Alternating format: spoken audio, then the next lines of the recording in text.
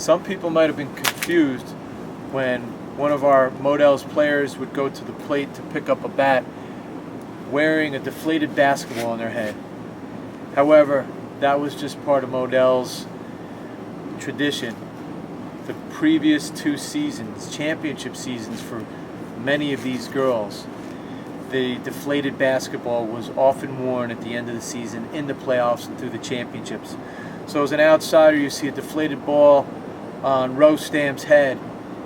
It was actually something that was bringing our club together. Everyone would touch the deflated basketball. The story behind the deflated basketball goes back 2 seasons. Izzy found a deflated basketball on the way to the park for our 3rd game of the championship series after we had lost. And it was a symbol. She brought it in, and I think some of the older girls like Kaja and Rory McNerney really took to it, and they said, wow, this is going to be our symbol. And we went on to win the championship, and that deflated basketball was seen in a lot of our championship pictures. And we carried that on to the downtown team last year. Izzy carried that, didn't bring it out until the very, very end when it was Game 3 of the championship series then. So it made an appearance again. I did hear that some of the Kay and Rosen girls were able to get their hands on it, tainting it a little bit before Game 3. Don't know if that had anything to do with our loss, but it didn't help. One thing that kind of stands out is one of the practices when I heard Megan Newley laughing as loud as I ever heard her before, because she telling everyone to pull their socks up.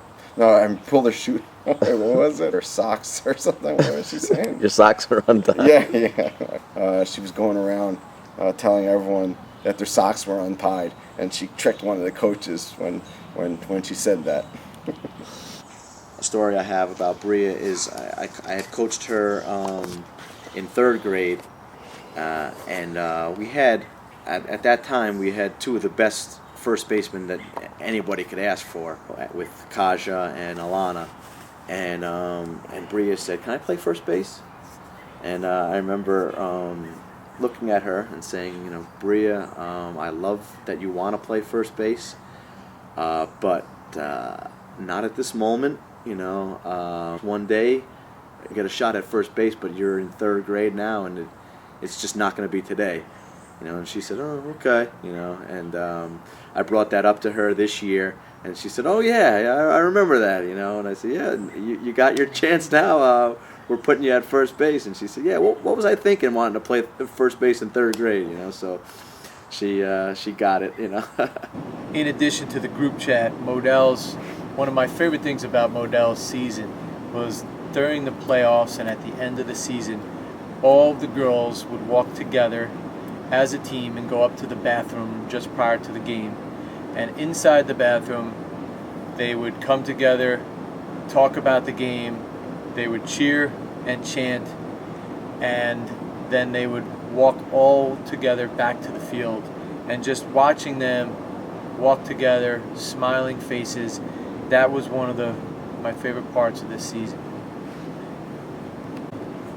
Another one of the most fun parts of the season was when Modell's came together to watch the Ardsley Varsity softball girls in their playoff game. We had a turnout of pretty much the entire Modell's team sitting behind the plate, watching the game, learning from the older girls, rooting them on. But during that time, what was happening was our own girls were coming together just before the playoffs. And that led into our first playoff game as well, which, as we know, ended very well. Team unity. So at the Ardsley Middle School, first thing in the morning, I'd be sitting at my desk in my classroom, and the students would come into the hallways about 7:45. And through my doorway, I could see 2 5th grade girls, Kelly and Ro.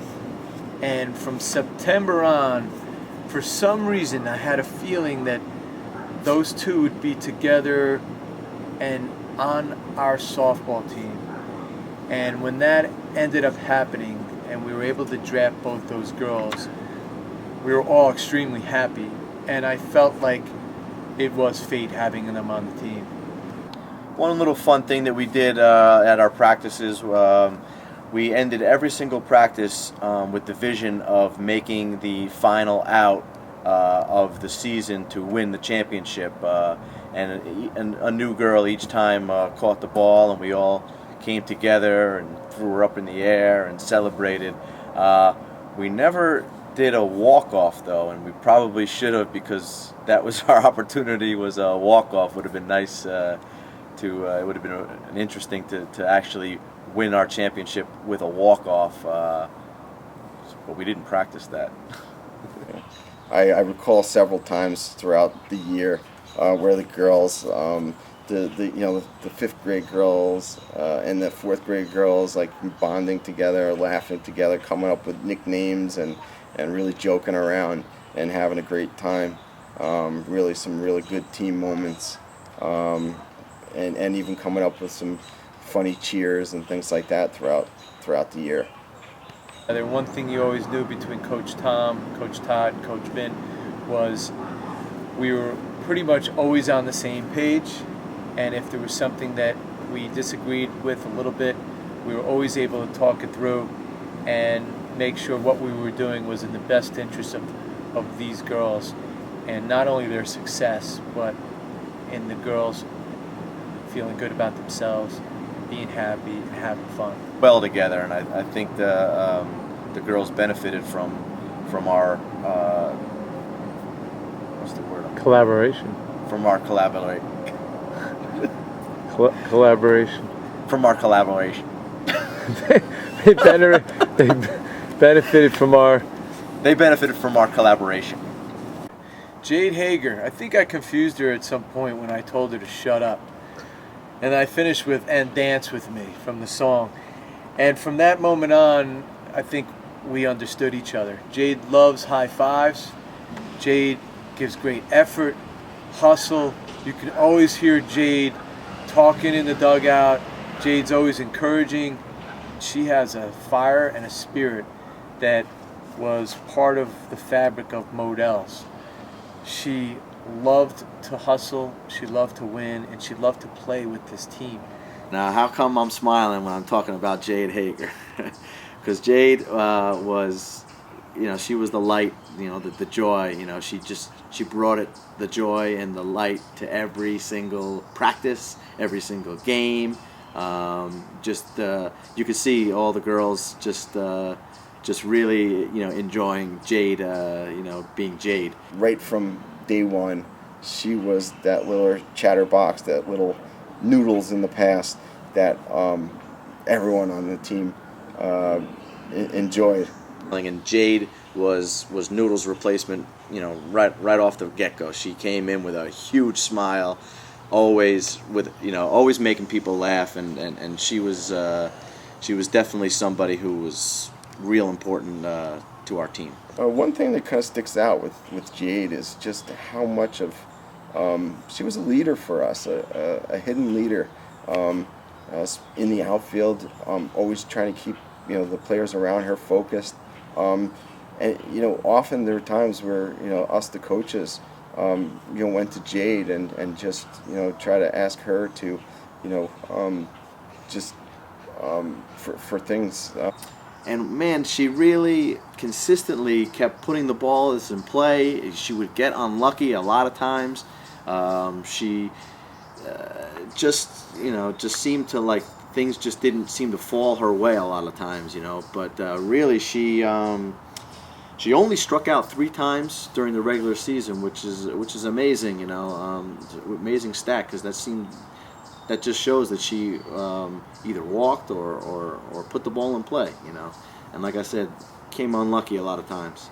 But Jade, I had a blast coaching Jade. And she always put the bat on the ball, and she was that speed at the end of the lineup that we needed and enjoyed.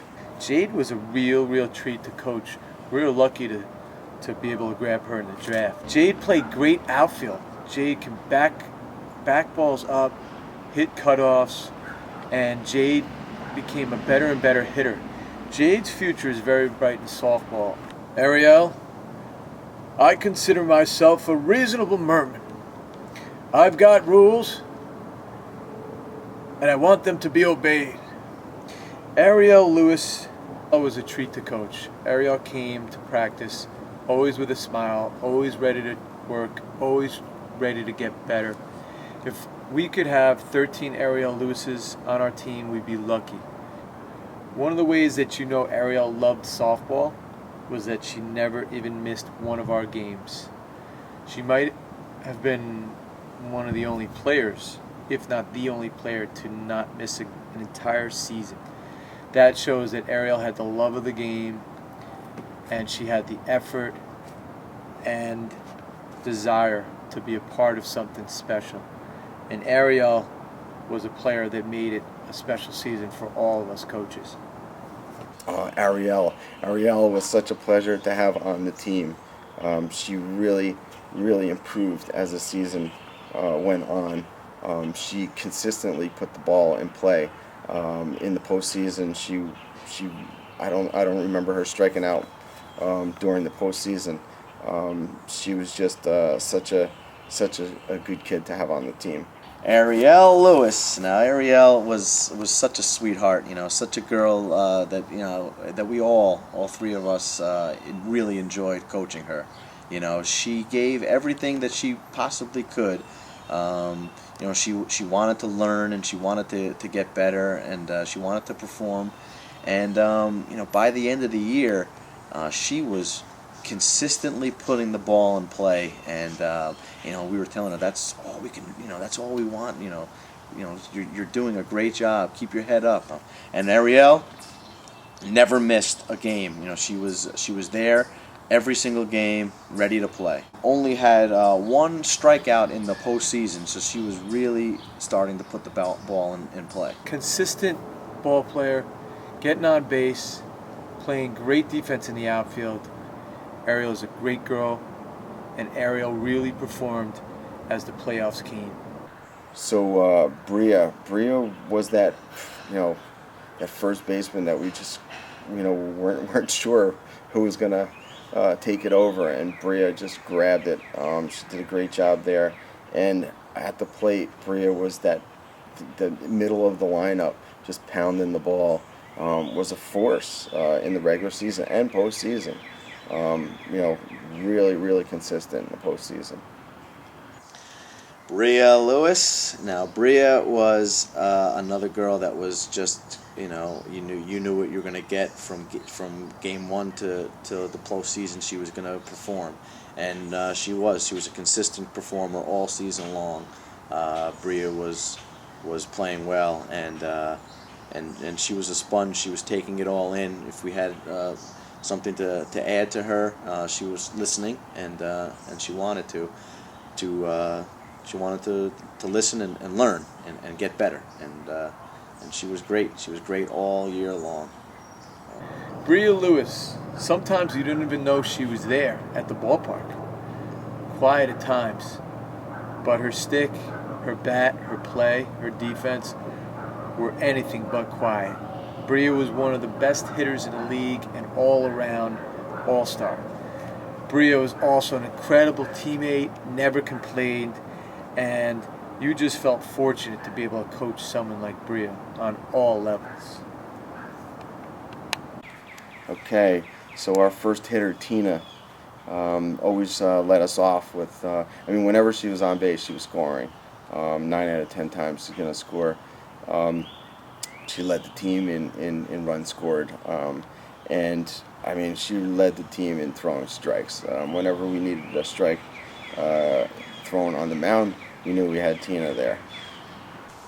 Christina, she led our team in runs scored. She was on base 24 times, and she came home 19 times out of 24. So most of the time when she was on base, she was coming in, with her speed, and the bats behind her.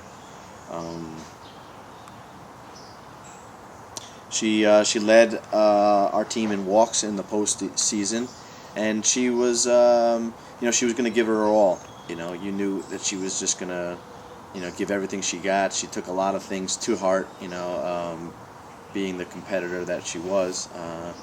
She really wanted to perform every single game, and she took it to heart when she didn't. Tina Furtado, if I had to sum her up with one word, electric. Tina brings her A game, her effort, base running, hitting, fielding, and defense. One of the most well-rounded players in the league. Tina is capable of putting a team on her back on any given Sunday. On top of that, Tina is one of the nicest girls that you'll meet. Always kind to teammates and loves her team more than anything. Deanna had a really slow start this year. She has such a good swing that we know she's going to be a good player for years to come. She had such a good playoff, getting on base more times getting on base more times in the 3 games of the playoffs than she did throughout the year. Deanna Didi, as I like to call her, or Hum Yin, as the girls called her. Deanna was a treat to coach. She had a rough start to the season. We talked about the possible number 13 curse that she may have had. Originally having the number 13 and then switching to 18. Now, Deanna was a girl that it's so easy to just root for. We were rooting for her like nobody else. Oh please, come on, Deanna, come on. It's a tough thing. She had a slump that was tough, and but she's so close to breaking out that I think next year when I'm at the ballpark, I'm going to be looking to see Deanna, and I'm probably going to hear the crack of the bat and her trotting down to first base, because I know that once she gets the momentum going and positive things start going her way, she's going to take off. I'm interested in seeing that next year. Deanna Demopoulos. Early on, you noticed a little more shy, but as the season progressed, she got more and more comfortable at the plate. You see her smiling as the season went on. And Deanna, one thing we loved about Deanna is when she came up to the plate, you see her hit that plate with her bat so hard. She was so determined, and she was one of the most consistent teammates. Just a great girl. So we got the news a few games into the season that Guilia fractured her arm at soccer, and that was a real blow to our team, because Guilia was starting to become that versatile player that you could stick anywhere at any time, in the infield, in the outfield, in the batting order, or at catcher even. She was kind of like that Lily of last year for us, and then she was gone. The fact that she was hurt really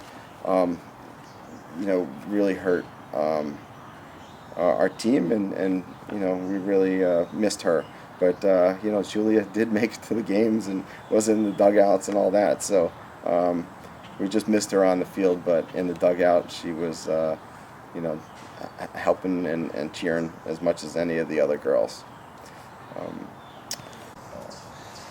Julia Bennett, I am happy for the time that I was able to coach Julia. I know it wasn't long, but a sweet girl that we were all very fond of, and really it was tough that we couldn't coach her further, because we really all looked forward to seeing her progression as the season went along. So she's another girl that I'll be interested in being at the ballpark and seeing her progression in the next year. Julia Bennett. I had not known Julia prior to the season. Lily had never been in any of her classes, and we were so lucky to draft Julia. Not only is she a very good hitter, very versatile defensively. She's a really good ball player with big upside. But she's a great, great girl. And on top of that, we got to know Stan and Claudia. And it was just a win-win having Julia. Unfortunately, she missed a good portion of the season. But Julia, the team benefited from Julia because she's such a great girl. And Julia brings so much to the table. So Julia was a gem in terms of draft pick. Izzy led the team in hits and average, and really was a force on the mound in a lot of these games. Now Izzles Fish Nizzles, she led our team in hits and batting average throughout the season. She was definitely our leader. A lot of the girls looked to her, for inspiration for a lot of different things. And she was definitely prominent in grabbing everybody together, and whether it was cheers or just getting the girls together in the dugout, Izzy was there to do that. Izzy Furtado, obviously one of the best players in the league, hitting, pitching, defense. But that aside, an incredible teammate, one of the nicest girls you can coach, always comes to the field with a smile on her face, ready to go. Izzy was just an absolute treat to be able to coach. Kelly Tierney led our team with walks and led our team with just being most chill, cool-tempered girl on the team, and was a pleasure to coach. Kelly Tierney. Kelly is such a cool cat, She led our teams in walks. She was tied with Lily in walks during the regular season. Kelly, was such an important girl to have on the team. With some girls, like my daughter Christina, being so competitive and so hard on herself. A girl like Kelly, I could just look at Kelly and say, hey, just give your friend a little hug. Get in there and just keep everything calm and cool. And Kelly was the cool cucumber from the get-go. She was, and we knew that as her personality. Kelly Tierney. Kelly, very versatile, can play multi-positions, ended up pitching as well, consistent bat in the two-hole. But what's more than was on the field, Kelly is one of the best players to coach. She comes with a smile on her face. She's an incredible teammate. And being able to coach Kelly is simply a gift. Lily she was always on base. She led the team in on-base percentage, both in the regular season and the postseason, and she was just a little fire plug. She was known as the magic woman, but she just became our go-to at catcher. That was such a position that we really didn't know what we were going to do there, and she became a force at catcher, really changing the game for the other team. Lily Caldera, little scrapper, the magic girl. She led the team, in walks with Kelly. She was tied with that, and she also led the team with on base percentage. She was on base a lot, and she was also on base a lot in the postseason. So she had a consistent season, being on base, hitting the ball, walking when needed, and just a girl that you could put anywhere. Lily was our catcher. Lily was our third base, our shortstop sometimes. She was our outfielder, our right center. We could throw Lily anywhere, and she was gonna play. She was gonna play, and she was gonna play hard. Lily Caldera, my little gal. What I'm most proud of from Lily is as the season progressed, magic emerged, not only with her stick in the playoffs, with her hitting and getting on base and throwing out a couple of runners, but Lily became a leader. Lily began a new chant for the team, something along the lines of, hey, hey, hey, hey, hey, hey. You probably heard it if you watched any of those games. But one of the things I'm most proud of from Lily is leadership as the season progressed. The team would gather, she'd be in the middle, and she would lead those chants. And that alone is something that I'll never forget about her season. Lily Caldera gave the softball season a few of its firsts. Throwing out a base runner as catcher, in fact throwing out 2. Lily also gave the season one of its firsts in a head-first slide into home plate in our very first game of the season. Lily helped set a tone for hard work, effort, and the love of the game. I love her. May was, just learning the game, so she was very raw, but she was, in there. She has a good swing, and she's just such a pleasure to have on the team. The Hawk gave us a lot of laughs. May the Hawk Hawkins. Caw, caw. The Hawk was flying. She was such a sweetheart.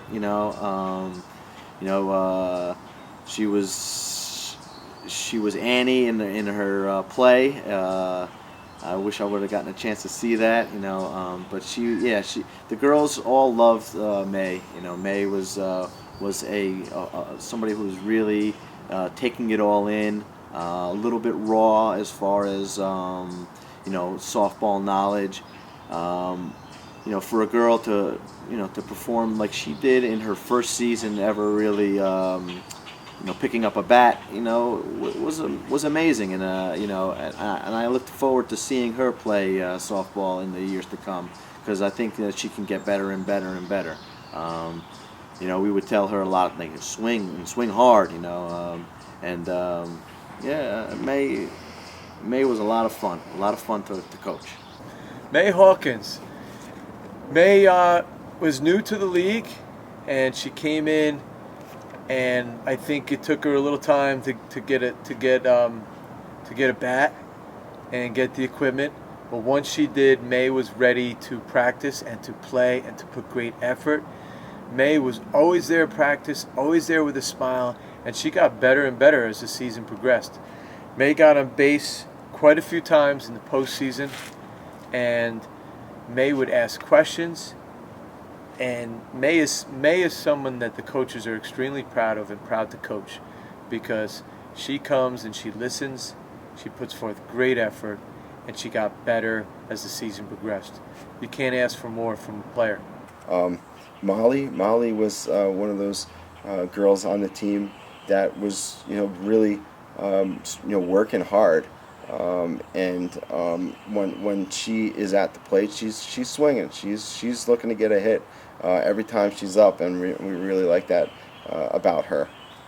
Molly Lipka. Molly was a girl that we really were fond of. We got to know Molly well. She came with a really good attitude every game, and she was there in practice, and she wanted to get better and better. And she's a girl that a little bit raw in her softball knowledge, but she's really ready to take the next step. I think next year, Molly, and by the end of the year, she was up there ready to hit the ball late in the season, and I'm excited to watch her at the ballpark next year. Molly Lipka. I knew Molly was going to be an interesting one at our first practice at the community center, actually the team bonding session, where her hand was flying up during Skip Pontiac's trivia questions. Molly also showed at the batting cage in that first practice at sport time that she was willing to put in as much effort as possible at the plate. Molly got a haircut, in case you didn't know, And I think that haircut helped her get on base, because in the postseason she was finding a way, she was getting on base, and she was scoring some runs. Molly always came to the field ready for an adventure. And I think Molly had a lot of fun this season, and she learned a lot of the game. I think Molly's dad projects her out as a second baseman, which we can see happening for her in the future. And you could see Molly loves to hit, because when a game would end or a practice would end, Molly would often still be there looking to take some more batting practice. And that shows that Molly really enjoys the game and enjoys getting better. She's got a good level swing. Megan had the same situation. Both her and Sophie had more hits in the postseason than the regular season. For Megan, it was really just getting her to simplify her swing and to be more balanced at the plate. And she did that. We worked with her, and it paid off. Megan Yulee, we were extremely happy to have Megan on the team again. She didn't have the greatest of regular seasons either. I think she might have put a little bit of pressure on herself to perform, but down the stretch, she was just consistently getting better and better and closer to getting it. And then by the end of the year, she was hitting the ball, and she was hitting it well. And in the postseason too, Megan had 3 hits during the regular season, and she had 4 in the postseason. So that was, and she had a lot of RBIs in the postseason, which were, those were big at bats and important. Megan Yulee, congratulations, Megan. You're going to make a fine older sister. Matthew was lucky to have you. You too, Frankie. Megan played a lot of catch, played some outfield, demonstrated some great hands, and Megan got better and better as the season progressed. After a slow start, Megan turned it on in the playoffs.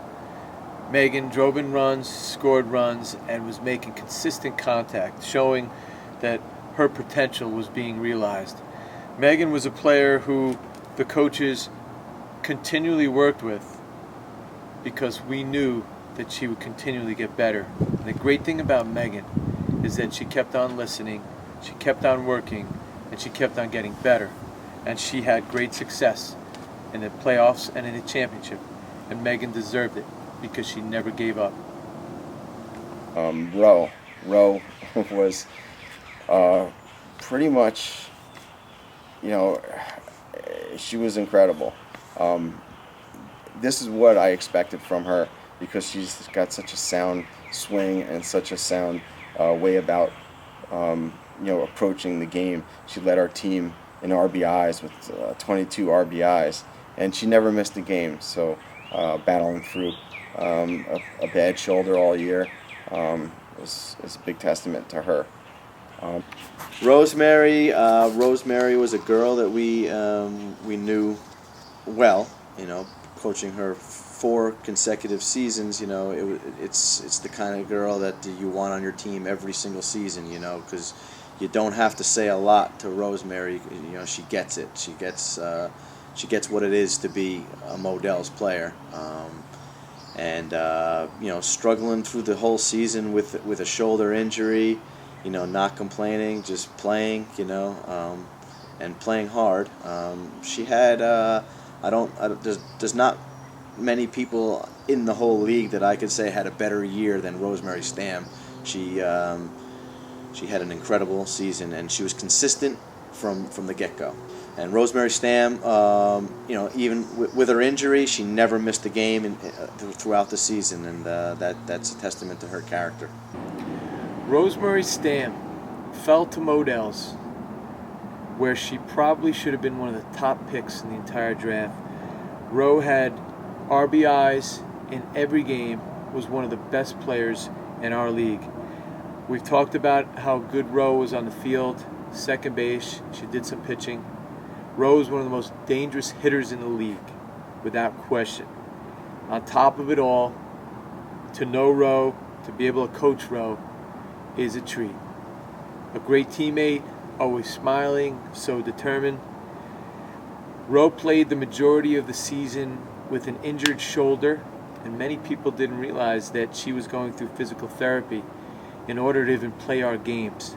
But she refused to not play, and she is an example of a selfless player. Rosemary Stam was an absolute monster this season. Sofia Sneakers, just, she has a good amount of talent, and she was a little off balance at the plate during the year. A lot of times swinging at a pitch that wasn't a strike, and then umpires calling strikes that might have been out of the zone. She really battled with that in the regular season, but in the postseason, she had more hits in the postseason in the three games that she played than she did all season. So she really stepped it up, as we figured she would. Sofia, this year we should have called her cleats. Okay, early on she got those cleats. She was ready to play. She, I think she put a lot of pressure on herself, and she didn't have the greatest of the regular seasons. Sofia, I think she wanted to have a bigger role, really, and we kind of wanted that for her too. But she came to play in the postseason. She had 3 RBIs in the regular season and 4 in the postseason. So, we were starting to really get consistently. She was putting the ball in play and putting the ball in play hard late in the season, which was very, very good to see. And I know Sofia is going to be a great player, in the future. And we were a little hard on her during the year, because we knew the expectations. We knew that how she could play, but she's going to play, and she's going to be a real good player. Sofia Salcius, she was someone that the coaches had targeted early in the draft. We knew from her play the previous season that we had to have her, not only for her ability on the field, but also Sofia brings a great spirit, a great vibe, a great energy to the ball club. Sofia, previously named Sneakers, actually still named Sneakers, was able to come across some cleats, and she used those cleats particularly in the postseason, where she started scoring runs, hitting the ball, and coming up very clutch. Sofia Salcius has a very, very bright future in this league.